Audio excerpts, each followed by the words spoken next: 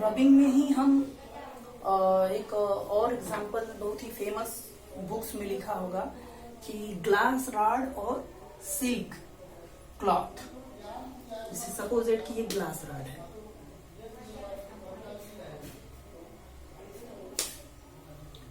और ये कोई हमारा सिल्क का क्लॉथ है। Glass rod silk cloth. तो जब इन दोनों को हम आपस में रब करेंगे, रगड़ेंगे, तो इस पे पॉजिटिव चार्ज जनरेट हो जाएगा ग्लास रॉड पे, और सिल्क क्लॉथ पे नेगेटिव चार्ज। उसी तरीके से एक और एग्जांपल हम बहुत ही फेमस जानते हैं कि फर या वूलन क्लॉथ।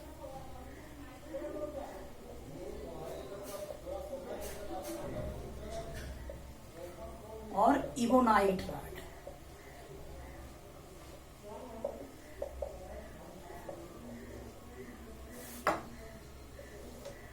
तो फर जो है पॉजिटिव चार्ज हो जाता है और इबोनाइट रॉड जो है नेगेटिव चार्ज होता है।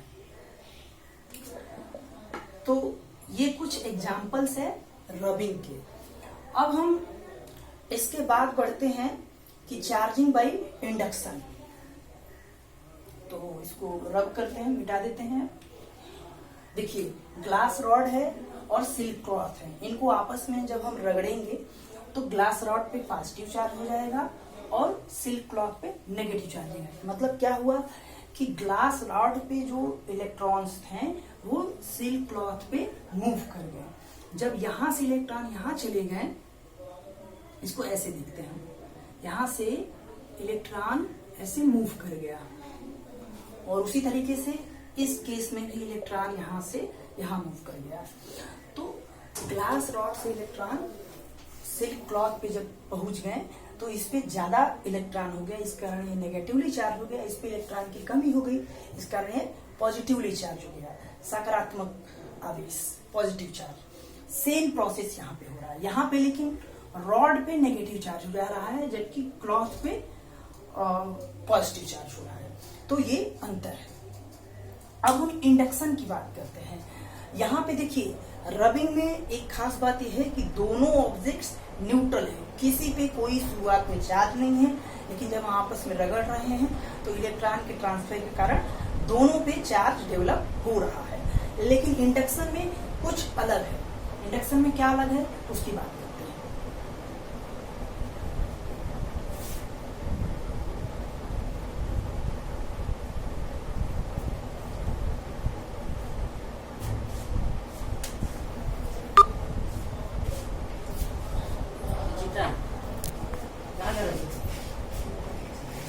क्या है? अरे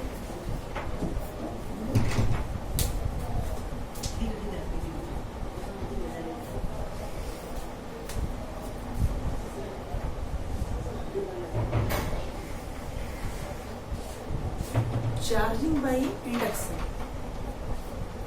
तो इंडक्शन में शुरू हो गया चार्जिंग बाय इंडक्शन। इंडक्शन में क्या है कि इसमें अगर सपोज दैट कि कोई एक ऑब्जेक्ट है, ये न्यूट्रल है, सपोज दैट कि ये न्यूट्रल है, यानी कि इस पे कोई चार्ज नहीं है, इसको हमें चार्ज करना है। तो इसमें क्या करेंगे कि अगर ये न्यूट्रल है और अगर हमको इसको पॉजिटिवली चार्ज बनाना है, यदि हमको इसको पॉजिटिव चार्ज बनाना है तो इसके लिए हम एक अलग से नेगेटिवली चार्ज बॉडी लेंगे।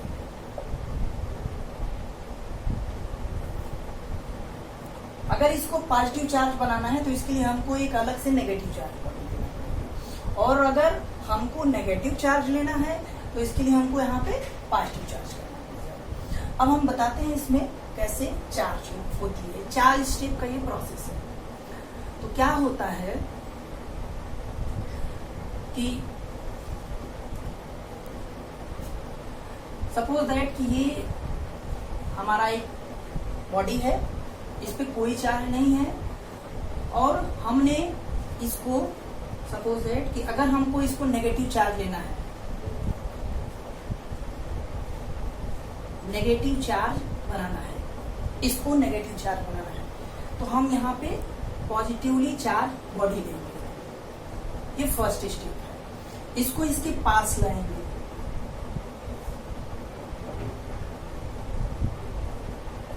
Come close but don't touch. जब हम इसको पास लाएंगे तो दूसरे स्टेप में हम ये देखेंगे, इसको जब ही हम पास लाएंगे तो दूसरे स्टेप में हम ये देखते हैं कि इस पे तो पॉजिटिव चार्ज है ही, इसमें जो चार्जेस हैं वो पोलराइज हो जाएंगे। पोलराइज होने का मतलब कि अगर ये पॉजिटिव चार्ज है तो इधर नेगेटिव चार्जेस जनरेट हो जाएंगे एक साइड इसके, और एक साइड पॉजिटिव चार्जेस जनरेट हो जाएंगे इक्वल अमाउंट में। ये हम देखें तो दूसरे स्टेप में क्या होगा, पोलराइजेशन ऑफ चार्ज। अब जो तीसरा वाला स्टेप है उसमें हम क्या करेंगे कि इसको हम अर्थिंग देंगे।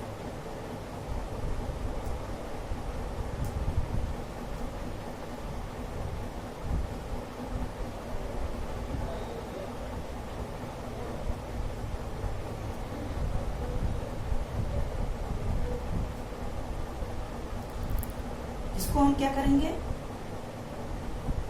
Provide earthing.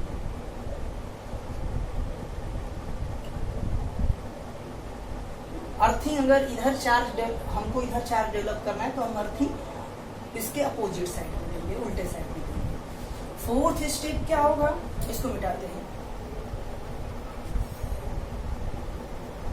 फोर्थ स्टेप क्या होगा कि जब हमने ऐसे अर्थिंग दिया तो अर्थिंग देने के कारण क्या होगा कि ये इधर के जो ये सारे चार्ज हैं ये गायब हो जाएंगे। तो अर्थिंग देने के कारण क्या हुआ भाई कि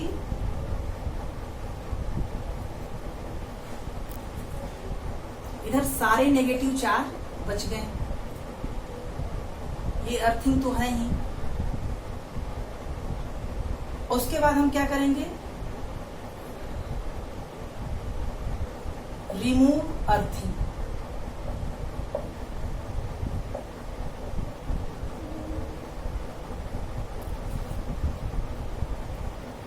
उसके बाद क्या करेंगे कि हम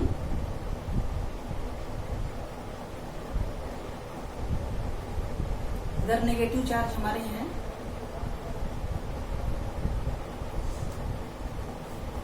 इधर नेगेटिव चार्ज हमारे हैं, हम क्या करेंगे कि अर्थिंग को रिमूव कर लेंगे।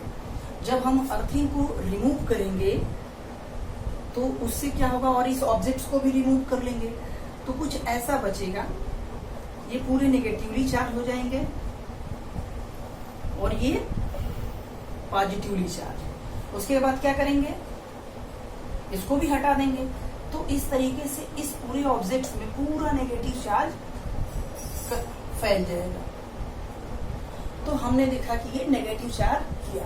तो नेगेटिव चार्ज लाने के लिए हमको क्या करना है, शुरू में पॉजिटिवली चार्ज बॉडी को इसके पास लाना है लेकिन टच नहीं करना है। और यही काम अगर हमको पॉजिटिव चार्ज चाहिए तो हम यहाँ पे नेगेटिवली चार्ज लेंगे। तो ये चार्जिंग बाई इंडक्शन है। अब हम आते हैं, तो ये प्रोसेस है। अब हम आते हैं कि properties of electric charge. Properties of electric charge.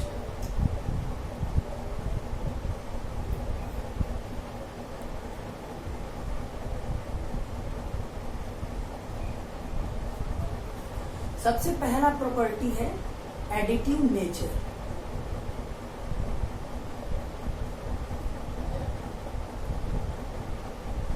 Additive nature में क्या होता है, तो मान लीजिए कि कोई एक ऑब्जेक्ट है, सपोज दैट कि ये है, इसके इस पार्ट में Q1 चार्ज है, इस पार्ट में Q2 चार्ज है, इस पार्ट में Q3 Q3 चार्ज है, मान लीजिए नेगेटिव चार्ज है, ये पॉजिटिव चार्ज है, ये नेगेटिव चार्ज है, इस पार्ट में Q4 चार्ज है, इस पार्ट में Qn चार्ज, सब पॉजिटिव। तो इस ऑब्जेक्ट पे टोटल चार्ज क्या होगा? तो टोटल चार्ज Q बराबर -Q1 plus Q2 minus Q3 minus Q4 up to plus Qn, यानी कि algebraic some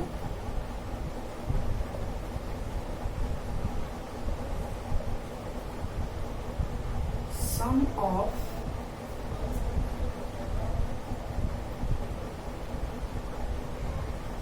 individual charges present at different point. Algebraic sum of individual charges present at different points gives total charge on that object. तो अगर इस पूरे body पे हम पूछेंगे कितना चार्ज है, तो जी अलग अलग रीजन में अलग अलग पॉइंट पे जो भी चार्ज है उनके साइन के साथ, यानी कि sum of algebraic sum of all charges gives a net resultant charge that is additive nature, that is additive nature. Second property क्या है? तो सेकेंड प्रॉपर्टी है conservation.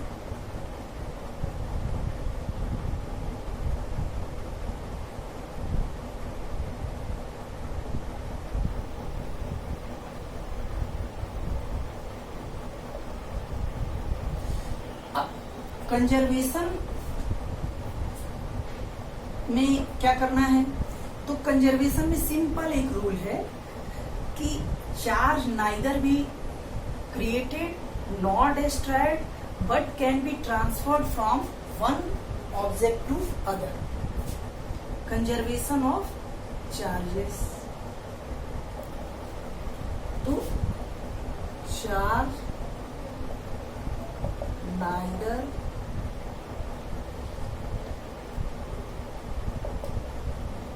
be created nor be destroyed but can be transferred from one point to other point in an isolated system। ये बहुत important है। Isolated system जो मैंने लिखा है ये बहुत ही इंपॉर्टेंट है, यानी कि एक आइसोलेटेड सिस्टम का मतलब कि ये है पूरा। तो इस सिस्टम पे जितना भी चार्ज होगा वो फिक्स रहेगा, लेकिन जो इंडिविजुअल पॉइंट्स हैं उनके चार्ज आपस में चेंज हो सकते हैं, लेकिन ओवरऑल इस पूरे सिस्टम पे चार्ज फिक्स रहेगा, ना इस पे चार्ज बढ़ेगा न घटेगा। तो वही बात है कि charge neither be created nor be destroyed but can be transferred from one point two another point in an isolated system. This is called conservation of electric charges. तो दो प्रॉपर्टीज हो गई। तीसरी प्रॉपर्टी ये है quantization of electric charge. So what is quantization? इसको जिन्हें लिखना हो वो लिख सकते हैं।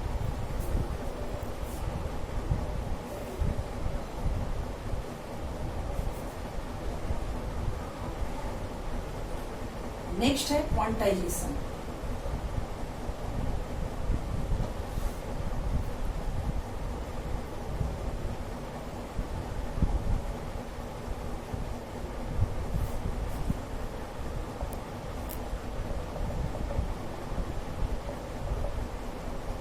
क्वांटाइजेशन में क्या है कि Q equal to n e plus minus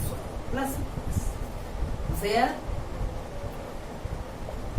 n is any integer, that means n belongs to, and e equal to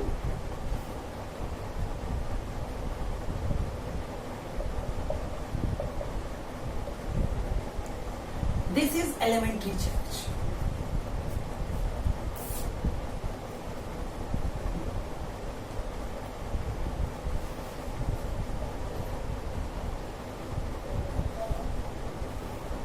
तो क्वांटाइजेशन ऑफ चार्ज क्या है कि किसी भी ऑब्जेक्ट्स पे यदि Q चार्ज है तो वह इस एलिमेंट्री चार्ज का इंटीग्रल मल्टीपल होना चाहिए।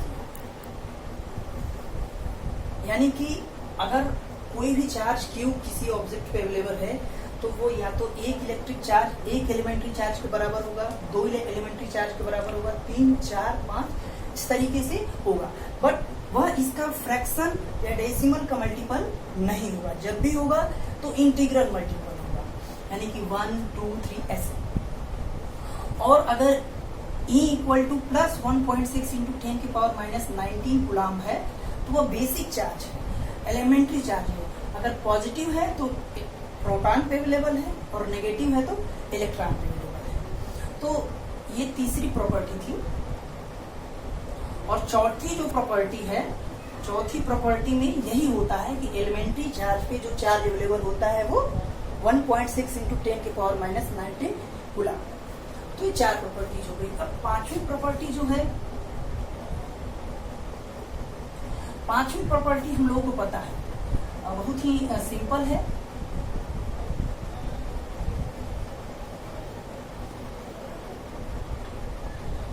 लाइक charges repel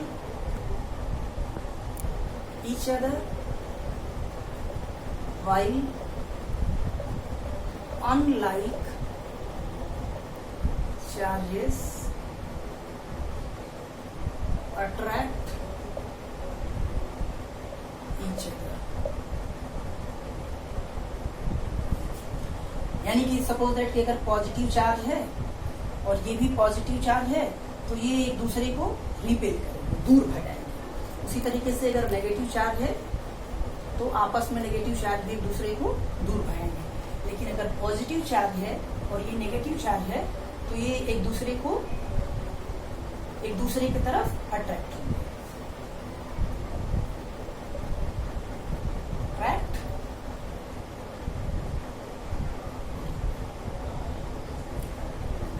तो यहाँ पे विकर्षण होगा, यहाँ पे आकर्षण होगा। तो ये अब आखिरी प्रॉपर्टी है। आखिरी प्रॉपर्टी में ये होता है कि जैसे कि अगर कोई ऑब्जेक्ट मोशन कर रहा है तो उसकी लंबाई परिवर्तित हो सकती है, उसका मास परिवर्तित हो सकता है, यानी कि आइंस्टीन का रिलेटिविटी थ्योरी। लेकिन इलेक्ट्रिक चार्ज पे आइंस्टीन का ये थ्योरी अप्लाई नहीं होता है। तो आखिरी प्रॉपर्टी जो है छठवीं है, there is no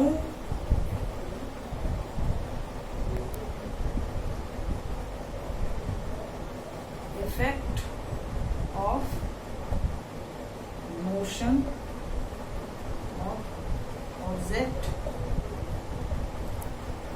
on electric charge। तो ये 6 प्रॉपर्टीज हैं। पहली क्या है? पहला ये है कि क्वांटाइजेशन में Q इक्वल टू यानी। दूसरा क्या है? कंजर्वेशन, यानी कि charge neither be created nor be destroyed. तीसरा क्या है? Like charges repel each other while unlike charges attract each other. एक और प्रॉपर्टी है एलिमेंट्री चार्ज की वैल्यू 1.6 इंटू 10 की पावर माइनस 16 कूलम। नेक्स्ट क्या है? There is no effect of motion of object on electric charge. तो कुल हमने 6 प्रॉपर्टी बताई है। अब हम ये प्रॉपर्टीज हो गई। इलेक्ट्रिक चार्ज के यूनिट देख लेते हैं।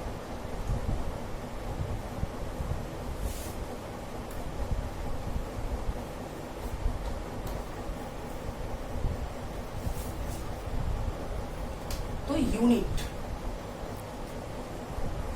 यूनिट क्या है? SI unit. एसआई यूनिट में कूलाम्ब होता है। एसआई यूनिट ऑफ चार्ज क्या है? सी से डिनोट किया जाता है, जिसको कि हम कूलाम्ब बोलते हैं। सीजीएस यूनिट में क्या कहते हैं? सीजीएस यूनिट में 2 यूनिट होती है। एक होती है 1 कूलाम्ब बराबर 3 × 10 के power 9 ESU, unit of CGS. ESU मतलब electrostatic unit of CGS. Electrostatic. और जो दूसरा होता है इसी में 1 coulomb equal to 1/10 EMU of CGS, यानी इलेक्ट्रोमैग्नेटिक यूनिट। तो ये यूनिट है इलेक्ट्रिक चार्ज की। अब हम जो बेसिक शुरुआत करने जा रहे हैं वो होगा कूलाम्ब लॉ।